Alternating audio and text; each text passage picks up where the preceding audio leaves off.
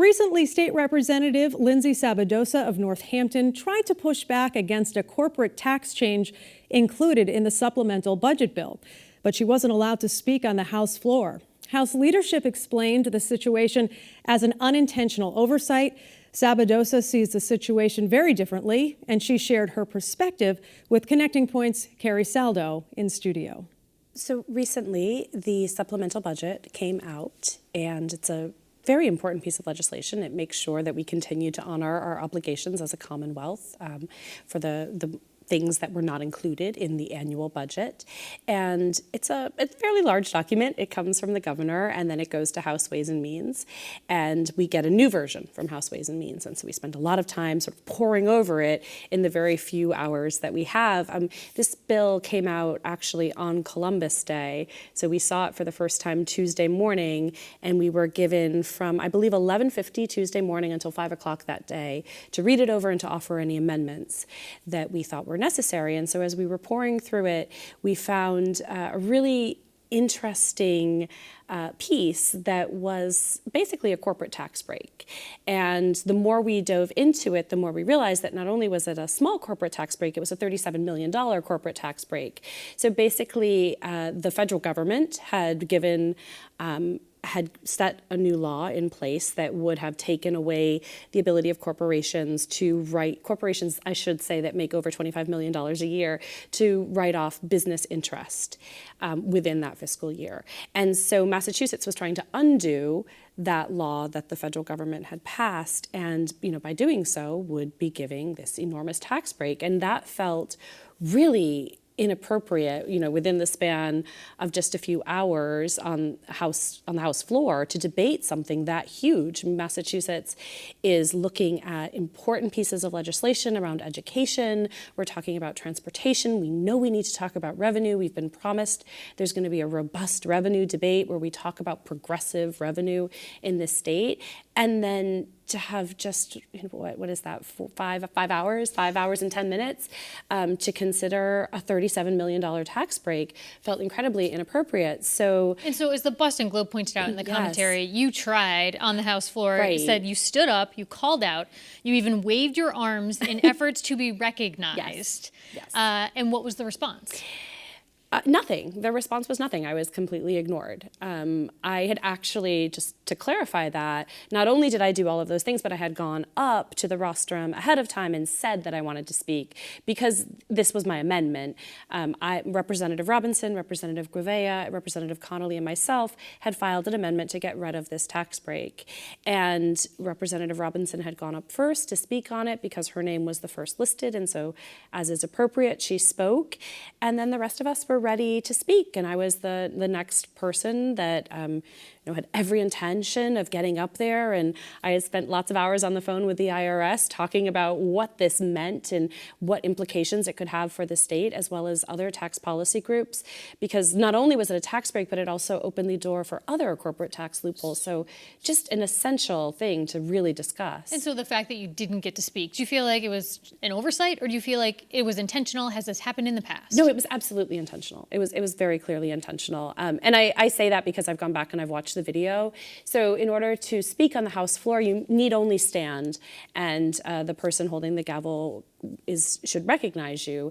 I stood, I screamed, I waved my hands. I had gone up and told him beforehand that I wanted to speak, and I had done that actually because I had laryngitis, and so it was very hard for me to yell. But when I went back and watched the video, not only could you hear me yelling in the video, which is really impressive because I sit in the very, very last row, and again, I had laryngitis, but you can see that he never looked up. And so I know that that's intentional. Just last week, another colleague wanted to speak on something, and he had informed the person with the gavel who was presiding that he wanted to speak, and without that person even looking up, he immediately called him because his name was on the list. So we know that this wasn't intentional. So on balance, when contacted by the Boston Globe, Speaker Robert DeLeo defended his leadership team, which he wasn't overseeing this proceeding. He was not overseeing, no. But he said if someone was not recognized, it was an inadvertent oversight in the following, quote, "For anyone to suggest without any evidence to the contrary that there were improper motives, being such an inadvertent oversight, or to attempt to politicize an inadvertent oversight via social media is both unfair and cynical. Now, you posted on social media afterward with your comments. Do you feel like he was directly calling you out here? He may have been, but he wasn't present in the room. And like you said, he wasn't the person at the rostrum holding the gavel. And the video is fairly clear that that person did not look onto the House floor. That person was aware that others wanted to speak. And in fact, Representative Robinson, when she was speaking, had been asked to yield for a question. Now, there's no such thing as yielding for a question. There's only yielding the floor. The representative who'd asked her this question was allowed to get up and speak, but Representative Robinson was not allowed to respond to that question. So and it was someone else very pushed back clear. In the Globe saying you can yield for a question, so that's a little bit of a... No, it's very clear that you can't yield for a question. You can only yield the floor. Generally, if we want to be polite, then of course the floor will be given back to you, but there's nothing procedurally that says that it is. And in fact, colleagues for years and years have not yielded for questions, and they've done as Representative Robinson did, and she said, I'd like to finish, and then I'm happy to answer any questions. So people might be listening to this at home and thinking, this is procedural. This is sort of inside baseball squabbling. Right. What would you say to that? Why is it important to you? Oh, it's so important because we all represent the number of constituents. And so when you're not recognized on the House floor to speak, for me, it feels like a direct insult to my constituents who have selected me, who have given me the enormous honor and privilege of going to the State House and bringing their voices there. Now, my district, through my campaign and through my time in office, has been very clear that they see revenue as very important. They value education. They want to know why we're not fully funding our schools, and they want to talk about revenue to make sure that we have the money to do those things. So when something like a huge corporate tax break comes up and I am not allowed to speak on it after I've been given a mandate by my constituents, after I have filed an amendment speaking to that, I've put my name on it, then maybe it's not malicious. Maybe, it was just an attempt to shut down conversation quickly. But I do wonder, what does it cost to allow two other people to speak on an amendment that we filed? Maybe 10 minutes, maybe 5 minutes. It doesn't feel like it does anything to shut down the debate. The amendment did not pass in the House. However, the Senate took it up. The Senate took it out of their budget. So it didn't even show up on the Senate floor. It came, Ways and Means took it out in the Senate. And so now it's going to be a point that the House and the Senate will have to debate in conference committee. And so here you are, day in, day out, doing the people's business who you've been elected to represent. Do you feel like the House rules around who gets to speak when and how need to change? Well, I think we need to make sure that everybody who wants to speak is allowed to do so. We are elected to represent people. And so if you have something that you need to say, you should be allowed to get up there and say it. In fact, what I had prepared, and which I did post on social media, it's about 7 minutes of really weedy conversation about tax law. It may not be everyone's cup of tea, but it really got into why we filed the amendment and why I felt the language in the supplemental budget in the House was dangerous. That was important for my colleagues to hear because it directly addressed what the people who were opposing the amendment said. So I would have been able to respond to them. There were people who critiqued the amendment and said, oh, we don't think it was written properly. Well, we're allowed to offer friendly amendments. We're only allowed to do that, though, if we're recognized. And so having that robust debate is essential for us as representatives so that we understand issues better. It's essential for the people sit in the House gallery and they watch what we're doing. And in fact, that was another reason that I pushed back a little bit on this being inadvertent because there were journalists sitting in the gallery who said, we heard her yelling. There was no way you couldn't have heard this because they reported it and they sit way up. And it's important for the people at home to be able to see that not only am I telling them that I'm doing these things, but I'm giving them a tangible receipt that you've asked me to do this and I am doing it on your behalf.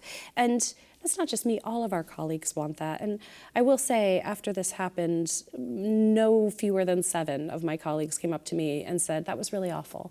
We heard you yelling. You're one of a handful of new representatives elected from Western Massachusetts. Yes. The group of you who stood up were all women, but there's also a new gentleman in the House represented from Western Massachusetts. Have you spoken with any of your Western Mass colleagues about the treatment or how they feel like things go on the House floor?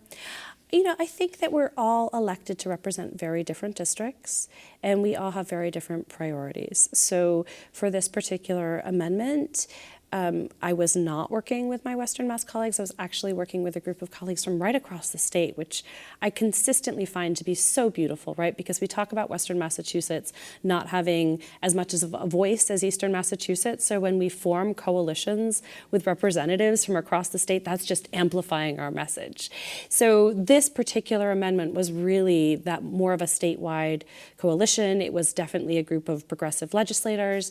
And the House is a place where it is not always easy to be outspoken about things. It's not particularly encouraged. And this event really just demonstrated that. Not being allowed to speak on an amendment you filed is really, it's a strong message of saying that, we prefer things to be done this way and we don't really want to debate it because we've decided already. Now, I'm grateful that the Senate is standing with us and saying that that is not appropriate for a supplemental budget. But I believe the Speaker if he says that he wants to have debate on the House floor and that was just an oversight. I'll accept that, and we'll just hope that in the future everyone is recognized. One last question, Anne, just briefly. You're speaking out here. You spoke out on the House floor. Are you concerned that speaking out will result in you having further problems in getting your message across on the House floor? No, not at all. My job is to speak out for my constituents. I think sometimes we forget that politicians need to be very courageous. It is not a comfortable job. And I think a lot of times, just personally, if I'm comfortable doing this, I'm probably not doing it well. My constituents come to me daily with really difficult situations, with problems in their life, with really serious concerns.